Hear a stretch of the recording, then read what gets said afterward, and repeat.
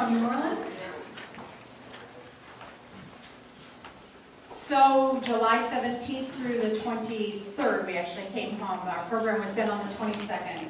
We had 8 youth and Lisa, Bryson, and myself that accompanied these wonderful youths to have a life-changing experience for me. I hope it was for them, but as you hear their stories, you'll hear also from them. So in the dome, every night we had a gathering from 7 to 8:30, and except for the first night when we had thunderstorms and tornadoes and thunder, lightning, and they kept us in for an extra hour and a half. Yeah, with nothing to do with 34,000 people running around the dome. It was fun. It was bad, but we made it through, and that's all that mattered. So we made it. Which one do I want to hit here? I'm sorry. Oh. Did I get the right one? I don't think so. I think you just turned it off. To the right. Yep. Okay. So here's our 10. It was myself, Alex Kennedy, Caroline Knops, Jamie Bryson, Lisa Bryson, David Macco, Alexander Williams, Chelsea Kennedy, Taylor Slatton, and Angela Henkel. This was a free picture. They gave us all a free picture while we were there, which was really nice, and a nice little frame. And we got to do so many things that they supported us with. So that was really amazing for us. So Alex, if you want to talk about a few things here. All right, so you see up at the top, right underneath my name, well, those are mandals. You see, I got tired of my shoes always getting wet, and by the third day, I'm like, my shoes are just shot. So I decided it's time to go get some sandals or something. So we went down by Bourbon Street. There's this little store called the Hippie Gypsy, and I saw the rope sandals, and they are now my mandals. Okay. I wear them around everywhere I go. Best shoes ever. Somewhat shoes. Then I goofed around a lot, like you can see underneath the mandals. Mainly I talked to a lot of people all over. I mean, when we were in line at the Johnny Po Boys, I talked to this one man from France, and he was speaking French, and I'm like, hey, I can talk that too. So, Had a nice conversation with him. yeah. And then I met so many new people. I'm still in touch with like half of them. So. And Alex, I have to interrupt. Alex was our true citizen to talk to everybody. And that was our big theme, or our big what we needed to do. So whenever you saw people from your group, you high-fived everybody. Whenever you met somebody on the street, you asked them their story, you talked to them. Alex was our champion at that. He talked to everybody. Everybody. Sorry. And then one day it started flooding, and I was wearing my shoes before I got the mandals, of course. And it was like all flooded, and I got back to the hotel and noticed that there was something scraping on the bottom of my shoe. So I took off my shoe, looked around, looked at it. Turned out it was an angel pin that I stepped on. And I still have it in the bottom of my shoe at my house, so it's not these ones. And yeah. Caroline. Okay. Hi. Okay. I would like to start off this by saying the trip that we went on was such a wonderful experience. It was incredible to see the thousands of teenagers that came to worship, and they're all Lutheran. I don't know, it just doesn't seem like we have that many, but we do. Worldwide we do. Yeah. I love meeting with the Northeast Ohioans. We all met in a banquet hall, and we learned I don't know, how many ways did we learn to pray? 5? 3? 5? The original was 7. They were working to do 7 different prayers. Yeah, well, we learned how to pray in different ways, and I've never really done other ways. I just kneel, bow my head, hold my hands. That's about it. But I don't know. We learned whisper prayers, which I'm not really into, but I don't know. Will you show us how that was? You okay. So you whatever you want to pray, like you cup your hands around your mouth and then you like whisper it, but like no one can hear you. So that's why you whisper. And then you turn them up to God. Yeah. You like raise your hands like. So you release them. Yeah. Yeah, but I don't know. I never thought about prayer like that deeply. So thank you for the experience on learning how to pray.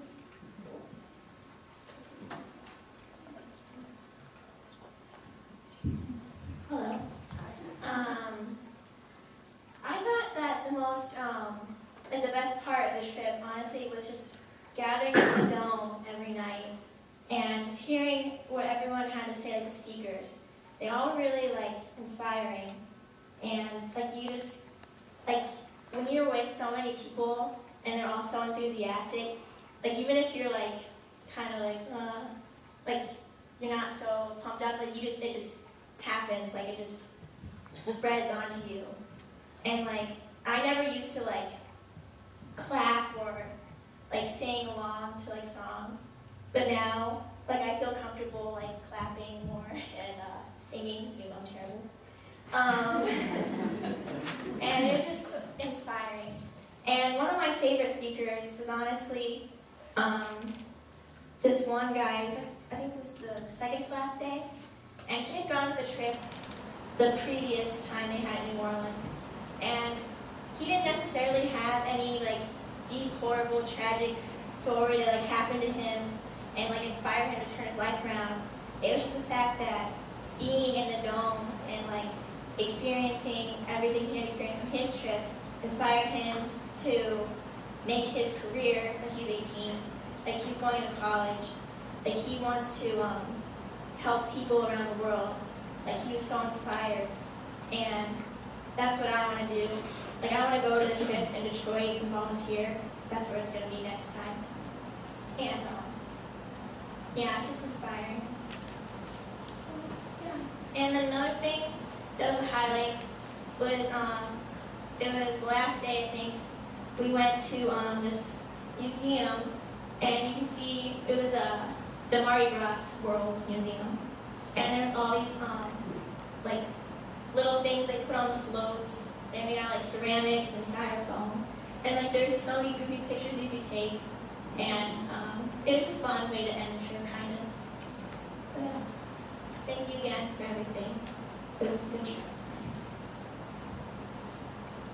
Hello, I'm Chelsea. I was lucky enough to go on the trip in 2009, and so it was great to get to go back into the city again in 2012.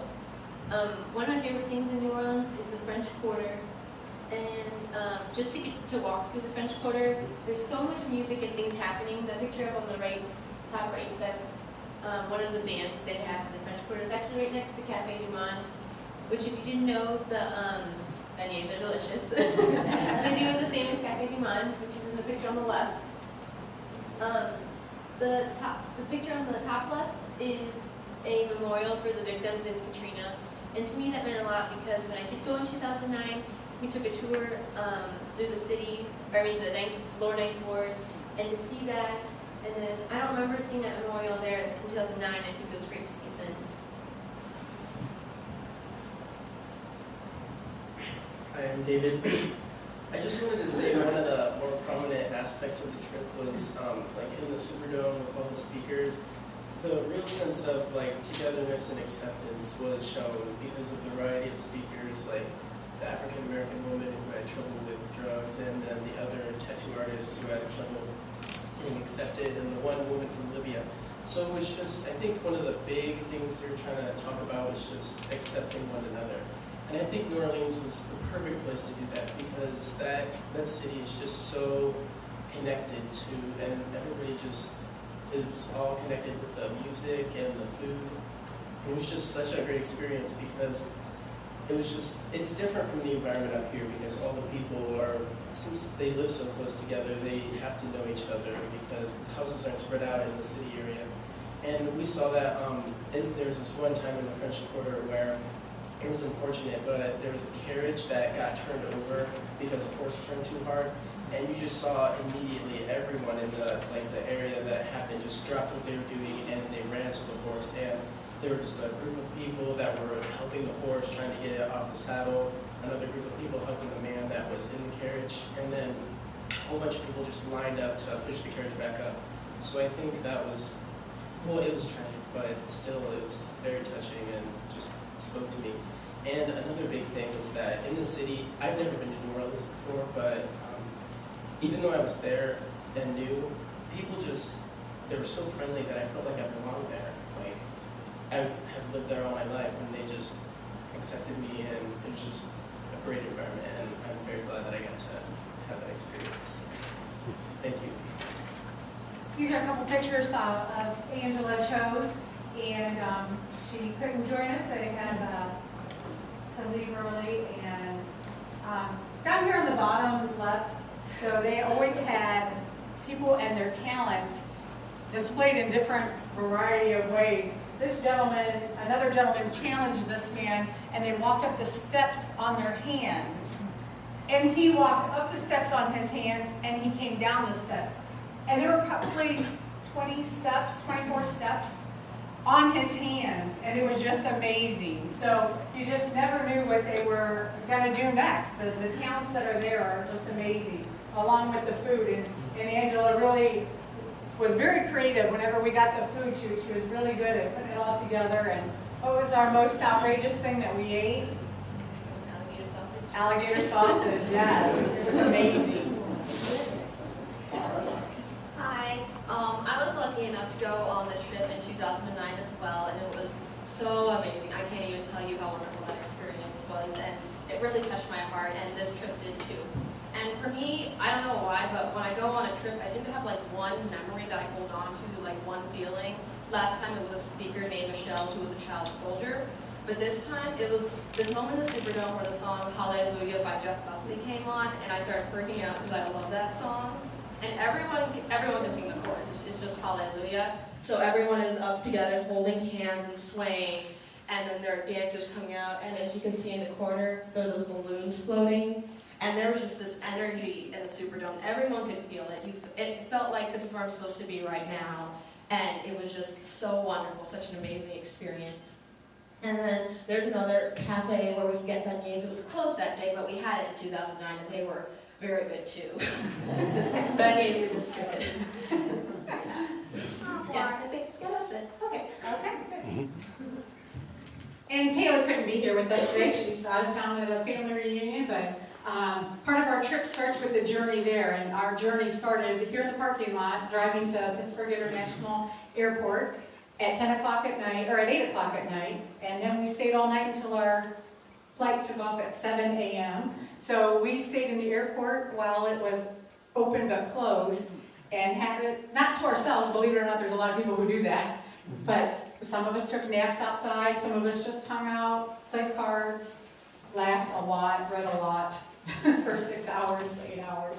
So, also, some of the things that we had were our Practice Justice Day.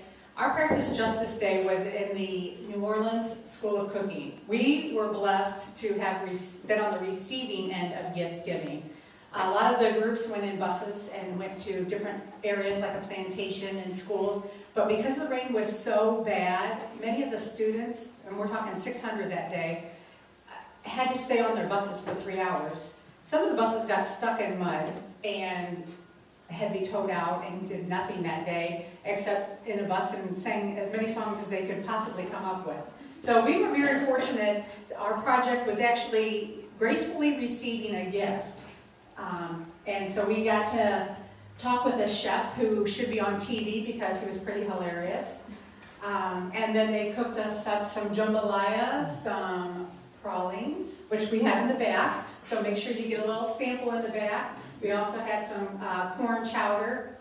And it was just amazing to experience that. We also had our Practice Discipleship Day. This was all of Northeast Ohio. These are all people who went on our trip for our justice also. But this here is our Bishop Eaton for all of Northeast Ohio Synod. And we did, this is where, like Caroline said, we learned to pray. in different ways, and then we all communed together. So we started out with boxes that were up, and the theme for that day were breaking down walls, tearing down walls, and when they broke the walls down up here, they became crosses here. And that's what we communed on with the blessings from Bishop Eaton. And then we broke into groups of 10, and we did little round Bible studies, which was really a neat thing to do. It was scripted for us, but it was open dialogue. And then we also had our practice peacemaking, and on this was Interaction Day at the Convention Center. And here we did so many different things. We practice peacemaking was really reflecting on God's value for everybody, particularly those who are marginalized by society. So it's teaching us to be inclusive with all cultures, all ethnicities, race, lifestyles, with all people all over. And they had where we were going in and learning about immigration and the issues dealing with immigration throughout our country. We made mosquito net cracks to help, and then you donate money, which helped buy other netting for malaria, to keep malaria away, the mosquito. And they also had a meditation room where you could go in and light a candle, and it was in this huge cross. Like there's probably 50 people that could sit around that cross. Everybody was sitting, kneeling, laying down. So that was amazing. And this really brought a lot of things home to me because I work in the Multicultural Center at Kent State. So I deal with all of the different cultures of students that come in and need help and need somebody to listen to and not be judgmental. And that's what this day really represented, is not being judgmental on other people. And then we all had communion together on Sunday, and that was pretty amazing to get 34,000 people communion within an hour. And they had people with umbrellas that stood out there, and everybody got their communion, and it was amazing and a blessing. And there's our picture of our group, which is so much fun. Everybody had matching shirts, and this is our thank you. So we appreciate everything that you all have done, all of the fundraisers that you participated in with us. And along with that first picture that was really nice, they let us take a funny picture, and we get to share that with you. But the dome is huge, and just the vast room and the arena in there was just amazing to experience it with 34,000 people every day. I can't even tell you what that's like, but it's amazing. And then they have the cross that was up every night, and it changed colors, and it's just, you get a real sense of togetherness and family, like David had said. It just touches you to be together. And one of our favorite meals were at the gumbo shop there, and this was our waiter, Adam. He was so much fun. But every day we would gather and have a little session together and do some prayer and reflect on what we're going to do for that day. But mostly, we got to meet a new friend, Miss Ashley Robinson. So she met us there. That's V's daughter. I think I saw her earlier. So V and Bill, their daughter, came and met us there, and we had lunch and walked around the river and things like that together. So it was just absolutely amazing. So did anybody else have anything to say? First, I want to thank everybody for all their prayers and their support. We couldn't have gone on this trip without each and one of you. And also, I wanted you to know that I had a wonderful time with the kids. They taught me a lot, and I learned a lot, of course, being down there.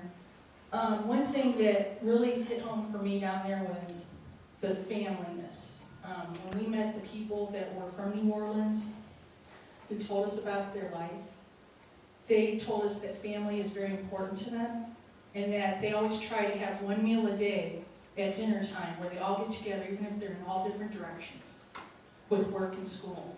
And it's just really important to them. Also, another thing, the grandma is very important to them.